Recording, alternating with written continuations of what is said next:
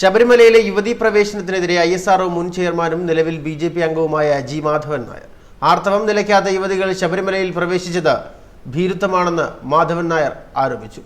യുവതികളുടെ ശബരിമല ദർശനം സർക്കാർ സ്പോൺസർ ചെയ്തതാണ്. ഇരുട്ടിന്റെ മറവിൽ അർദ്ധരാത്രിയിലാണ് അവർ ദർശനം നടത്തിയത്. സുപ്രീം കോടതി വിധിയെ തുടർന്നുണ്ടായ സംഘർഷം കെട്ടടങ്ങിയതിനു ശേഷമുണ്ടായ സമാധാനാന്തരീക്ഷം തകർന്നുവെന്നും മാധവൻ നായർ ആരോപിച്ചു. ISRO മുൻ ചെയർമാൻ G. മാധവൻ നായർ BJPയുമായി മുൻപ് തന്നെ സഹകരിച്ച് പ്രവർത്തിച്ചിരുന്ന വ്യക്തിയാണ്. സിഖ് മത വിശ്വാസികൾക്കും മുസ്ലിങ്ങൾക്കും ക്രിസ്ത്യാനികൾക്കും അവരുടേതായ ആചാരങ്ങളുണ്ട്. ആ ആചാരങ്ങളിലൊന്നും സർക്കാരോ കോടതിയോ ഇടപെടുന്നുണ്ടോ എന്ന് മാധവൻ നായർ ചോദിച്ചു. ഹിന്ദുക്കളെ മാത്രം ടാർഗറ്റ് ചെയ്യുകയാണ്, ഇതിനു പിന്നിൽ രാഷ്ട്രീയ ലക്ഷ്യമുണ്ടെന്നും മാധവൻ നായർ ആരോപിച്ചു.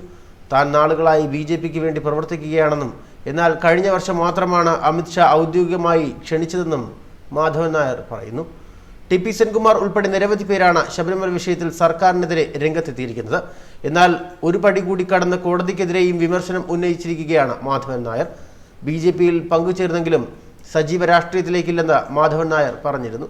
BJPക്ക് ഭൗതികമായ പിന്തുണ നൽകും. കേരളത്തിനായി ഒരു വികസന അജണ്ട തയ്യാറാക്കിക്കൊണ്ടിരിക്കുകയാണ്.